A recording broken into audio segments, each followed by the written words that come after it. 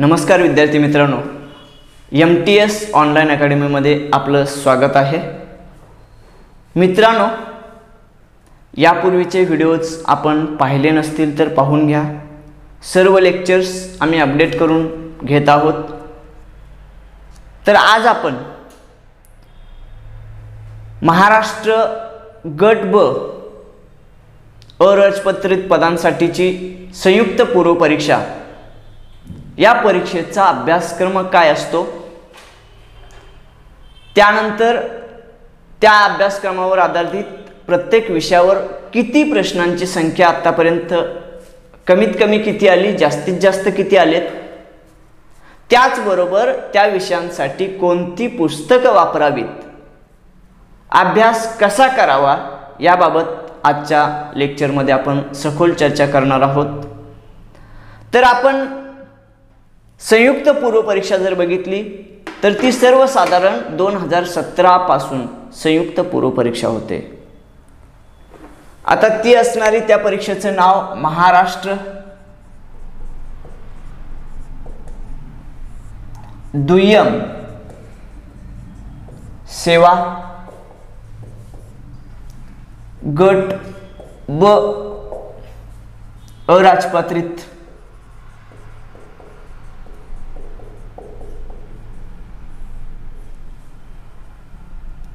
संयुक्त पूर्व परीक्षा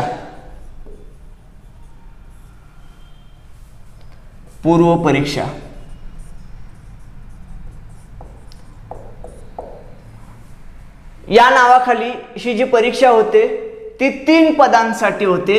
ती पद आहेत PSI म्हणजेच पोलीस उपनिरीक्षक, STI म्हणजेच स्टेट टॅक्स इन्स्पेक्टर म्हणजेच राज्य कर निरीक्षक, पूर्वी नाव सेल्स टॅक्स इन्स्पेक्टर होतं, आता सेल्स टॅक्स इन्स्पेक्टर नाही, GST लागू झाल्यापासून तोपर्यंत म्हणजे हे STI आहेतच आहे, पण इथं सेल्सच्या ऐवजी स्टेट आलंय म्हणजे राज्य कर निरीक्षक हे झालंय। आणि ASO असिस्टंट सेक्शन ऑफिसर म्हणजे सहाय्यक कक्ष अधिकारी, या 3 पदांसाठी ही पूर्व परीक्षा होते। या परीक्षा संयुक्त कधीपासून 2017 पासून सुरू झाल्या। 2017 पासून संयुक्त परीक्षा व्हायला लागल्या। त्यापूर्वी PSI ची पूर्व परीक्षा वेगळी, STI ची वेगळी व्हायची, ASO ची म्हणजे असिस्टंटची पूर्व परीक्षा वेगळी व्हायची। आता हे एकत्रित पूर्व परीक्षा होतात। मुख्य परीक्षेचा एकच पेपर संयुक्त होतो आणि दुसरा पेपर वेगळा होतो। एकत्रितपणे ही परीक्षा घ्यायला सुरुवात केलेली आहे। आता या परीक्षेसाठी अभ्यासक्रम काय आहे ते आपण बघू। पहिला सर्वात महत्त्वाचा, कधीही न चुकणारा, कोणत्याही परीक्षेला न चुकणारा चालू घडामोडी।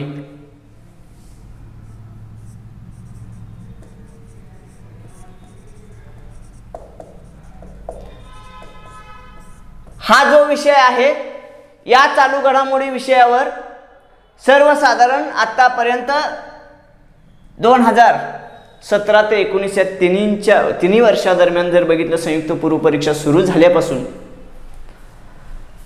कमीत कमी 11 प्रश्न आले आणि जास्तीत जास्त 15 प्रश्न आले, म्हणजे 11 ते 15च्या दरम्यान प्रश्न संख्या राहिलेली आहे। 100 गुणांची ही पूर्व परीक्षा होते। एकूण 100 गुण,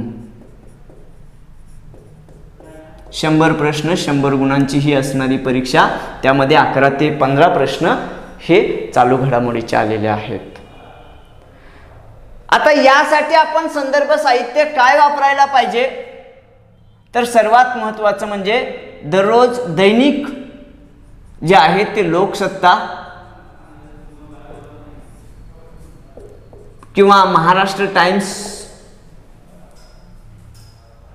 किंवा सकाळ। आता तसं बघितलं तर लोकसत्ता, महाराष्ट्र टाइम्सच जास्त वाचणं गरजेचं आहे आणि इंग्लिश जर आवश्यक वाटत असेल, इंग्लिश दररोज वाचलं तर फायद्याचंच आहे। द हिंदू सारखा पेपर इंग्लिशमधून वाचला तरी चालेल। आता हे दररोजचं वाचन झालं, यासाठी जास्त वेळ न देता अर्ध्या तासात पेपर वाचून झाला पाहिजे। मग वाचताना किती स्पीडने वाचलं पाहिजे बघा,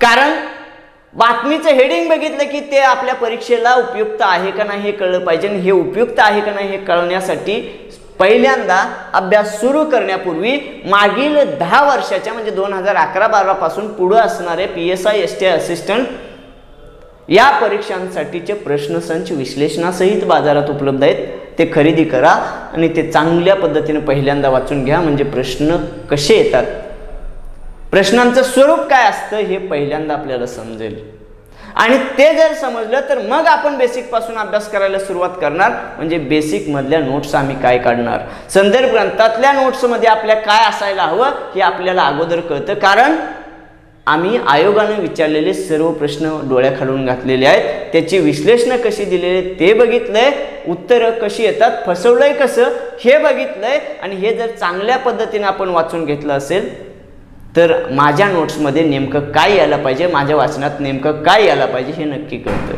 म्हणजे आपला रोडमॅप क्लिअर होतो की मला कुठं पोहोचायचं आहे, कुठं जायचं आहे, त्या मार्गाने आपण जायला लागतो. म्हणून सर्वप्रथम प्रश्नसंच मागील 10 वर्षाचे किमान प्रश्नपत्रिका विश्लेषणासहित असणारे भरपूर उपलब्ध आहेत, ते घ्या, ते चांगल्या पद्धतीने सोडवून काढा, वाचून काढा आणि लक्षात येईल तुमच्या. आता हे लोकसत्ता, महाराष्ट्र टाइम्स म्हणजे यामधलं लोकसत्ता किंवा वर्तमानपत्र वाचताना नेमकं काय वाचायचं ते नक्की लक्षात येईल. हे वाचून काढलं, नोट्स काढल्या तर ठीक आहे, पण नोट्स अर्ध्या तासात होणं कठीण आहे. मग रिव्हिजनसाठी आपण काय करू शकतो, नोट्स नाही काढल्या ठीक आहे, पण मॅगझिन मासिक वेगवेगळ्या प्रकाशनाची प्रकाशित होतात, मग त्यासाठी पृथ्वी परिक्रमा नावाचं मासिक हे वापरू शकता. टॉपर 777 हे इद्रिस पठाण सरांचं चालू घडामोडीचं पुस्तक आहे, ते वापरू शकता, चांगलं आहे.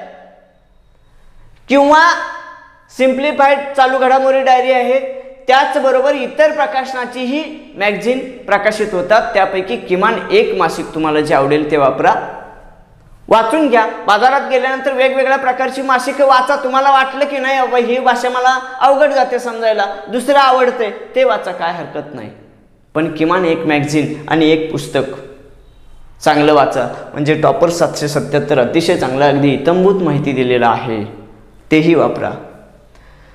त्यानंतरचा दुसरा जो विषय येतो तो म्हणजे नागरिक शास्त्र.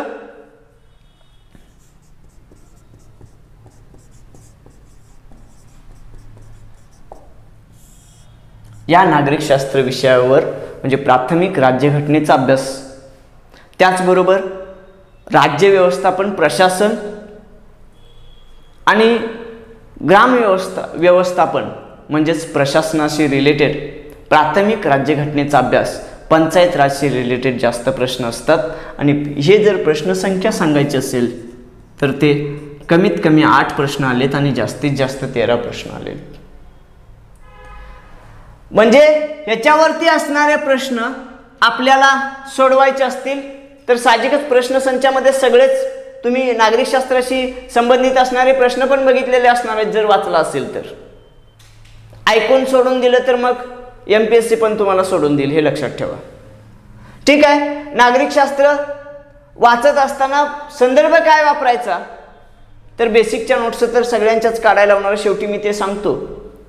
पण राज्यघटना हे रंजन कोळंबे सरांचं चांगलं पुस्तक आहे. राज्यघटना, भारतीय राज्यघटना, राज्यव्यवस्था असं रंजन कोळंबे सरांचं राज्यशास्त्रावरती पुस्तक आहे, राज्यघटनेवरती पुस्तक आहे, आणि पंचायत राज हे राज्यघटनेचं पुस्तक मी सांगतोय. आणि पंचायत राज जे आहे ते किशोर लवटे सरांचं आहे.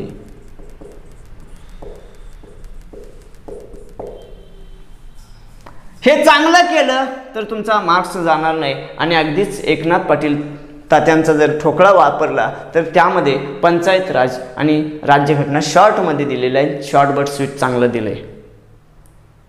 म्हणजे हे वापरताना इथं असं म्हणू एकनाथ पाटील ठोकळा, ठोकळ्यामधलं राज्यघटना आणि पंचायत राज. त्यानंतर पुढचा असणारा विषय जो आहे तो तिसरा विषय मी सांगतोय, इतिहास. इतिहासामध्ये काय सांगितलंय? आधुनिक भारताचा, विशेषतः महाराष्ट्राचा इतिहास. आधुनिक भारताचा, विशेषतः महाराष्ट्राचा इतिहास विचारलाय आणि त्यामध्ये आतापर्यंत 14 ते 16 प्रश्न आलेले आहेत. आणि मुख्य परीक्षेला गेलो तर महाराष्ट्राच्या इतिहासावरती भर आहे आणि पूर्व परीक्षेला सुद्धा महाराष्ट्र आणि भारतावरती थोडासा इतिहास जातो, पण महाराष्ट्रावरती जास्त भर दिला जातो. आणि अभ्यासक्रमात पण सांगितलंय आधुनिक भारताचा, विशेषतः महाराष्ट्राचा इतिहास, म्हणजे महाराष्ट्रावरती भर आहे. आणि मग महाराष्ट्राचं असणारं, महाराष्ट्राच्या संदर्भात असणारं अनिल कटारे,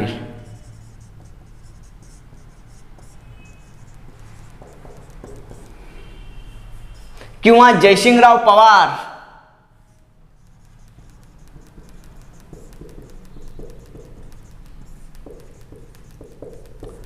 महाराष्ट्राच्या इतिहासासंदर्भात यांची पुस्तकं आहेत किंवा घाटाळ सरांचं पुस्तक आहे, हे वापरू शकता. आणि शॉर्ट बट स्वीट, फक्त महाराष्ट्रच नाही त्यात भारत पण एकत्रित दिलेला आहे, तो म्हणजे रंजन कोळंबे सरांचं पण आहे, तेही वाचलं तरी काय हरकत नाही. त्यानंतर चौथा विषय जो आहे तो मात्र भूगोल. भूगोलाचा विचार केला तर वेटेज जास्त दिलेला आहे. 17 ते 20 प्रश्न भूगोलावरती आलेत. ते असणारे भूगोलाचे प्रश्न महाराष्ट्राच्या भूगोलाच्या विशेष अभ्यासासह असं म्हटलंय. त्यामध्ये पृथ्वी, जगातील विभाग, हवामान, अक्षांश रेखांश, महाराष्ट्रातील जमिनीचे प्रकार, पर्जन्यमान, प्रमुख पिके, शहरे, नद्या, उद्योगधंदे याच्यावरती प्रश्न असणार. आणि ते सर्वसाधारण 17 ते 20. आणि भूगोलासाठी सर्वात महत्त्वाचं वाचन तर केलंच पाहिजे, पण सगळ्यात महत्त्वाचं असेल तर नकाशा वाचन केलं पाहिजे. मग नकाशा वाचन आपल्याला शालेय नववीचा नकाशा मिळतो तो घ्या, किंवा सौदी सरांचा आहे, ऑक्सफर्ड डिक्शनरीवाल्यांचा आहे, म्हणजे कोणताही नकाशा घ्या, तो चांगला मॅप तयार करा आणि ते बघून झाल्यानंतर परत कोऱ्या नकाशामध्ये न बघता भरा जास्तीत जास्त. आणि नकाशाच्या दिशा एकदा समजल्या, कोणत्या ठिकाणी कोणतं महत्त्वाचं ठिकाण आहे, कोणतं राज्य आहे, कोणता जिल्हा आहे, तिथं कोणतं पीक येतं, तिथं कोणती प्रसिद्ध व्यक्ती आहे, कोणती डोंगर रांग आहे, हे जर व्यवस्थितपणे नद्या, नाले हे सगळे बघून घेतले तर लक्षात जास्त राहतं. नकाशा वाचनानं जास्त प्रश्न टॅकल होतात. आणि अजूनही एक महत्त्वाची, अलीकडं प्रश्न विचारण्याची भूगोलची पद्धत वेगळी झालेली आहे. भूगोलातला एखाद्या राज्याचा नकाशा टाकायचा किंवा देशाचा, आपल्या भारताचा नकाशा टाकायचा आणि एखादी रेष किंवा ABCD 1 2 3 4 असं काहीतरी लिहायचं, ती ठिकाणं काय दर्शवतात हे ओळखा. मग ज्यानं नकाशा वाचन चांगलं केलंय त्यालाच तो प्रश्न सोडवता येतो. आणि नकाशा वाचन चांगलं झालं तर वाचनापेक्षा जास्त प्रश्न सोडवता येतात. किमान 4 ते 5 प्रश्न हे नकाशा वाचनानं आपल्याला सोडवता येतात, हे लक्षात ठेवा. मग हे जर एवढे प्रश्नांची संख्या जर आपल्याला नकाशा वाचनामुळे मिळत असेल तर नकाशा वाचन करायलाच पाहिजे. त्याचबरोबर माझं स्वतःचं भूगोलवरती पुस्तक आहे, अजित सलगर संपूर्ण भूगोल नावाचं पुस्तक आहे. त्यामध्ये महाराष्ट्राचा संदर्भ दिलायच, भारताचा दिलाय, जगाचा दिलाय आणि त्यामध्ये बेसिक आणि NCERT पूर्णपणे कव्हर केलेला आहे. त्याचबरोबर त्यामध्ये MPSCनं आतापर्यंत विचारलेले प्रश्न भूगोलवरतीचे सगळे दिलेले आहेत.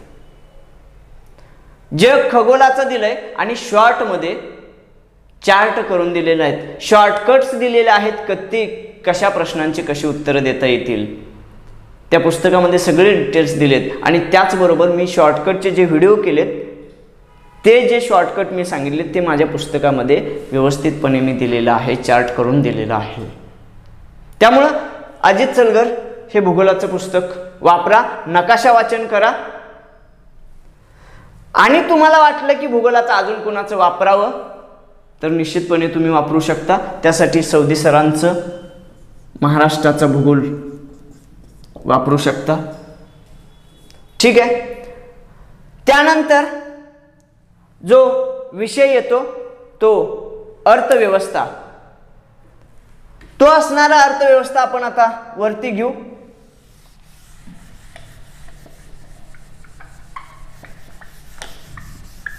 पाचवा विषय आहे तो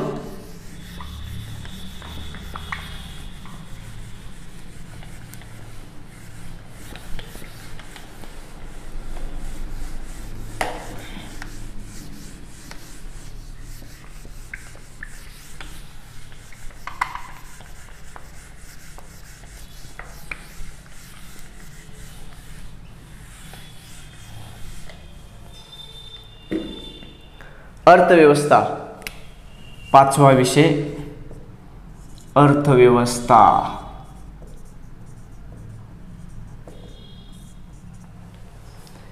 या अर्थव्यवस्थेमध्ये काय आहे? भारतीय अर्थव्यवस्था, त्यामध्ये राष्ट्रीय उत्पन्न, शेती, उद्योग, परकीय व्यापार, बँकिंग, लोकसंख्या, दारिद्र्य, बेरोजगारी, मुद्रा आणि राजकोषीय नीती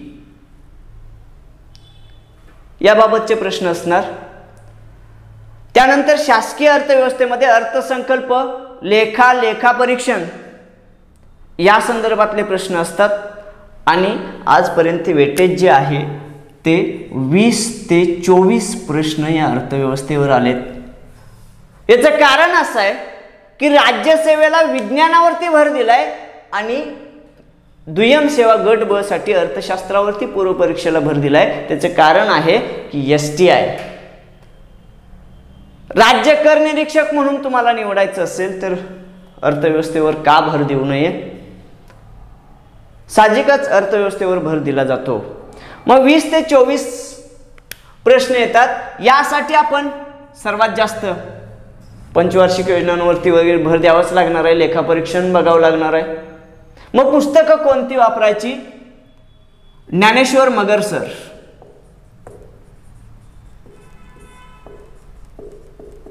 यांची 4 टायटल आहेत.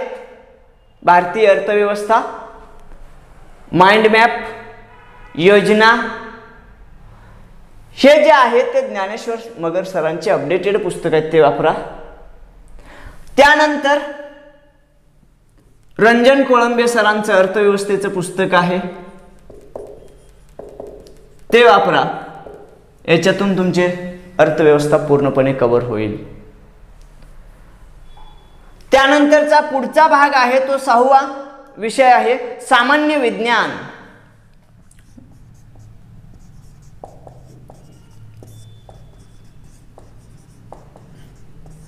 या विषयावर आतापर्यंत कमीत कमी 13 प्रश्न आणि जास्तीत जास्त 17 प्रश्न विचारलेले आहेत. 13 ते 17च्या दरम्यान प्रश्न संख्या आहे. आता त्यामध्ये भौतिकशास्त्र, रसायनशास्त्र, प्राणीशास्त्र, वनस्पतीशास्त्र, आरोग्यशास्त्र याच्याशी रिलेटेड प्रश्न आहेत. आणि सर्वात याच्यासाठी सर्वात महत्त्वाचं 8वी ते 10वी ची पुस्तकं वाचायलाच पाहिजे, कंपल्सरी.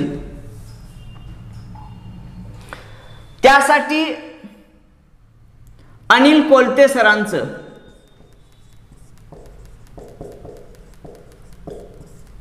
विज्ञानाचं पुस्तक चांगलं आहे. बेसिक आणि NCERTचं एकत्रीकरण करून त्यांनी दिलेलं आहे, अनिल कोलते सर. त्यानंतर डॉक्टर सचिन भस्के सर, त्यांचंही पुस्तक आहे भस्के सर.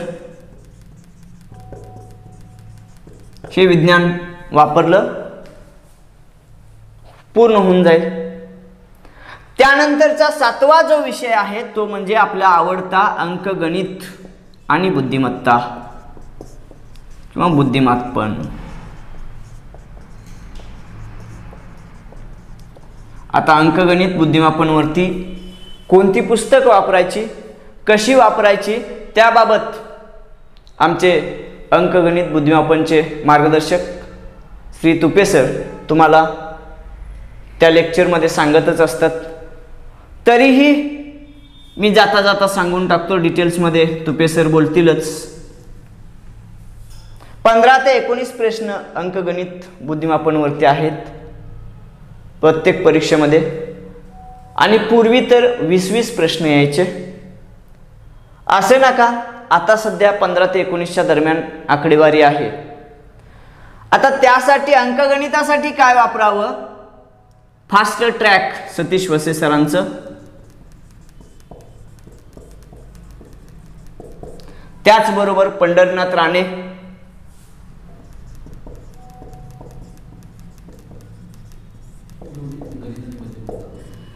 गणित, अंकगणित आणि बुद्धिमत्ता पंढरीनाथ राणे सरांचं आहे व बुद्धिमापन हे दोन्ही पुस्तकं पंढरीनाथ राणे सरांची आहेत. त्यानंतर परफेक्ट बुद्धिमत्ता नावाचं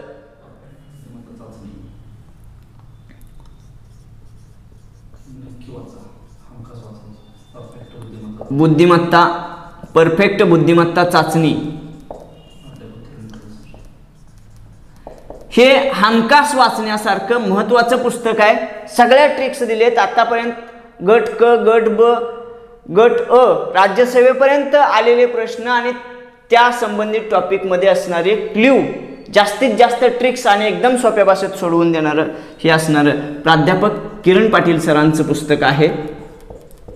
ते बुद्धिमत्तेसाठी वापरा, हमखास वापरा, हे तुम्हाला यशापर्यंत पोचवेलच. अगदी शॉर्टमध्ये ट्रिक्स चांगल्या दिलेल्या आहेत या प्राध्यापक किरण पाटील सरांच्या पुस्तकामध्ये.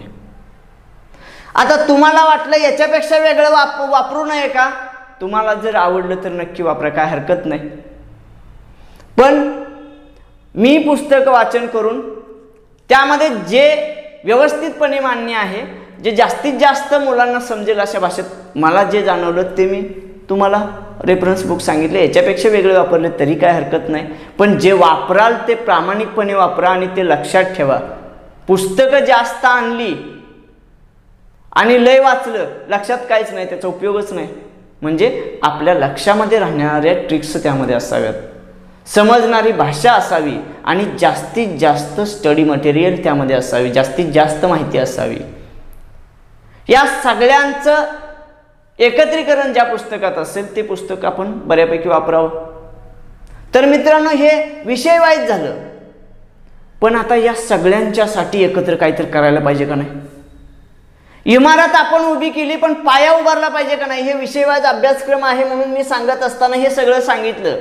पण हे प्रश्नसंच वाचल्यानंतर आता स्टेप बाय स्टेप हे कधी करायचं ते मी सांगतो याच्या पुढं.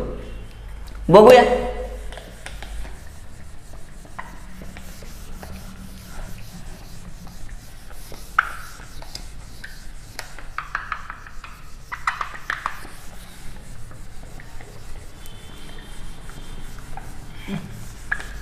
सर्वप्रथम आता आपण अभ्यासाला सुरू केल्यानंतर काय करायचं?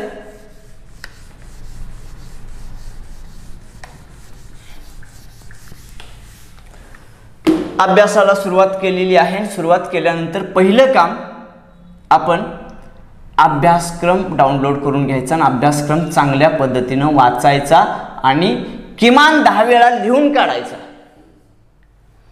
अभ्यासक्रम 10 वेळा स्वतःच्या हातानं लिहायचं बरं का. काय तुम्ही म्हणणार माझ्याकडे मोबाईल आहे, MPSC वर गेलो, डाउनलोड केलं, झालं की 10 वेळा डाउनलोड करतो. पण लिहायचं काही नाही, तसलं काही करायचं नाही. स्वतःच्या हातानं लिहिलंच पाहिजे. त्यामुळं 10 वेळा न विसरता पूर्व परीक्षेचा अभ्यास लिहून काढायचा, मुख्य परीक्षेचा अभ्यास 10 वेळा लिहून काढायचा, तो पाठ करायचा. म्हणजे मला कुठे जायचं आहे, कुठल्या गाडीत बसायचं आहे, कुठल्या गाडीनं जायचं आहे, कोणत्या रस्त्यानं जायचं आहे, तो रस्ता आपला क्लिअर पाठ झाला की आपण चुकणार नाही.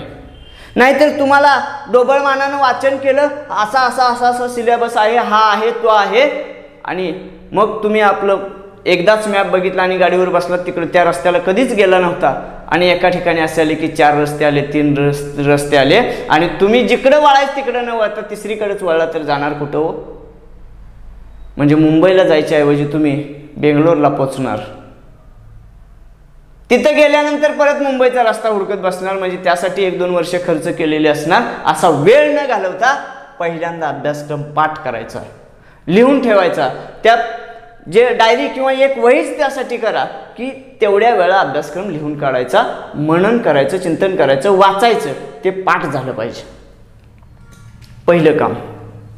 दुसरं काय करायचं, हे अभ्यासक्रम एकदा पाठ झाला किंवा 10 वेळा लिहून काढला, त्यानंतर मागील प्रश्नपत्रिका आयोगानं पूर्व परीक्षेच्या मागील प्रश्नसंच म्हणजे महाराष्ट्र लोकसेवा आयोगानं MPSCनं जे विचारलेले आहेत, MPSCनं परीक्षा घेतलेल्या MPSCच्या मागील प्रश्नसंच किंवा प्रश्नपत्रिका व विश्लेषण वाचणे. चांगलं वाचायचं, मनापासून प्रश्न कसा आला तो फिरवला, प्रश्न वाचल्यानंतर आपण अभ्यास करायच्या अगोदर आपल्या मनानं आजपर्यंत जे वाचलेलं आहे त्यातलंच असतंय. चालू घडामोडी सोडल्या तर बेसिक सगळं आपण वाचलेलं आहे. आतापर्यंत आपलं कॉपी चहा करून पासवर्ड वरच्या वर्गात घातला असं करत आलेली माणसं आपण, किंवा जरी नंबर आला असला 80-90% मार्क्स पडले असले तरी ती इयत्ता संपली की आपण डिलीट केलं, पुढच्या इयत्तेतला अभ्यास केला, म्हणजे परीक्षार्थी म्हणून अभ्यास केलाय. आता तसं नाही करून चालणार आहे. आपल्याला त्याचं ज्ञान घ्यायला पाहिजे, ते संकल्पना समजल्या पाहिजेत. मग जे वाचले ढोबळमानानं आहे त्यानुसार प्रश्न सोडवायचा, उत्तर बघण्या अगोदर गेस करायचं की हे उत्तर असू शकेल. नंतर उत्तर बघायचं, ते बरोबर असलं ठीक, नसलं तर त्याची विश्लेषणं दिली, चांगली वाचायची आणि पुढे जायचं. अशा पद्धतीने MPSCच्या मागील 10 वर्षांच्या प्रश्नपत्रिका वाचायच्यावर, कमीत कमी 10 वर्षाच्या, जास्त वाचल्या तर चांगलीच गोष्ट आहे.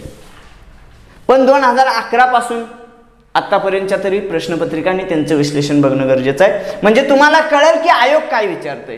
पहिल्यांदा अभ्यासक्रम बघितला, त्यानंतर आयोग काय विचारतोय हे चांगल्या पद्धतीने वाचून काढा. वेळ लागला लागू द्या, काय हरकत नाही, पण जे करेल ते प्रामाणिकपणे आणि चांगलं लक्षात राहील अशा पद्धतीने करा.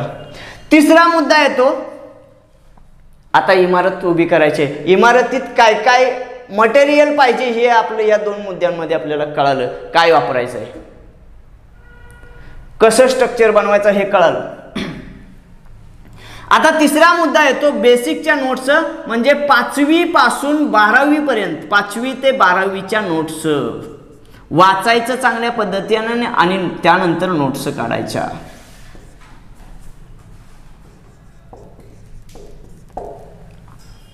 बरोबर. आता ह्या नोट्स काढत असताना काही वेळेला आपण काय करतो की 5वीचा सेट घेतो, 5वीचं इतिहासाचं पुस्तक वाचतो, 5वीचं भूगोल वाचतो, 5वीचं विज्ञान वाचतो आणि सगळ्या नोट्स काढतो. यामध्ये मराठी भाषा विषय सोडून द्यायचे बऱ्यापैकी. इंग्लिश वाचून इंग्लिश चांगलं केलं तर चालतं, इंग्लिशची व्होकॅब्युलरी चांगली करा, भाषा विषय सोडून वाचून काढायचं. ज्यांचं गणित चांगलं आहे त्यांनी बेसिक पासून गणित सोडवत बसायचं नाही, पण ज्यांचं गणित चांगलं नाही ते मग ते सोडवून घ्यायची पुस्तकं. असं करायचं. म्हणजे 5वी ते 12वी पर्यंतच्या नोट्स व्यवस्थितपणे काढून घ्यायच्या.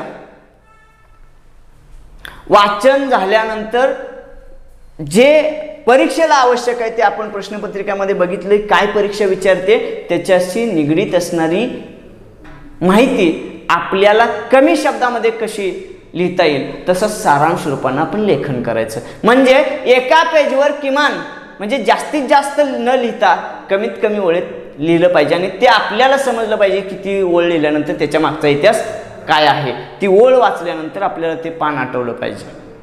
म्हणजे पूर्णपणे 1-2 वेळा वाचून मग त्याच्या नोट्स काढाव्यात. टॉपिक एक वेळ वाचायचा, तोच टॉपिक दुसऱ्यांदा वाचत असताना नोट्स काढल्या तरी चालतात. ठीक आहे. 5वी ते 12वीच्या मग नोट्स कशा, इतिहासाचं पुस्तक 5वीचं वाचलं तर 6वीचं इतिहासाचं, 7वीचं इतिहास, 5वी पासून 12वी पर्यंत इतिहासच वाचायचा. म्हणजे त्याच्या पुढचा इतिहास, त्याच्या पुढचा इतिहास, त्याच्या पुढचा इतिहास सलग सलग सलग प्रत्येक इयत्तेमध्ये असतो आणि तो आपल्याला समजण्यासारखा असतो. कारण त्या लहान मुलांना 5वीच्या म्हणजे 10-11 वर्षाच्या मुलाला समजण्यासारखी भाषा 5वीच्या पुस्तकात असते. आणि आपण वाचल्यानंतर आपण तर एवढी मोठे दगुरड झालो आहोत, आपल्याला समजाय काय अवघड नाही. नक्कीच बरोबर ना. 18-20 वर्षाचं आपण झालो, ग्रॅज्युएट झालोय आता. 20-1 वर्षाचं झाल्यानंतर काय अवघड आहे हो. 10-11 वर्षाच्या पोराला समजतं आणि 20 वर्षाच्या पोराला तेच पुस्तक समजत नसेल तर काय आता त्याला बोलू नये. तर असू द्या, समजलं पाहिजे एवढं महत्त्वाचं. म्हणजे हे पुस्तक वाचताना व्यवस्थितपणे समजतील. मग 5वीत आम्ही व्यवस्थित वाचलं नाही, गाईड, सुपर गाईड, अपेक्षित, अमुक तमुक वापरलंय, कॉपी चहा सगळं केलंय, पण आता चहा कॉपी कामाला येणार नाही. आता ती बेसिकची पुस्तकच कामाला येणार आहेत, म्हणून हे वाचायचं. म्हणजे इतिहास चालू केला तर 12वी पर्यंत इतिहास, भूगोल चालू केला तर 12वी पर्यंत भूगोल, विज्ञान चालू केलं तर 12वी पर्यंत विज्ञान, असं करत जायचं. आता विज्ञान शाखेची मराठीमध्ये पुस्तकं 11-12वीची थोडीशी उपलब्ध झाली तर, नसेल तर विज्ञानची 5वी ते 10वी केली तरी चालतात.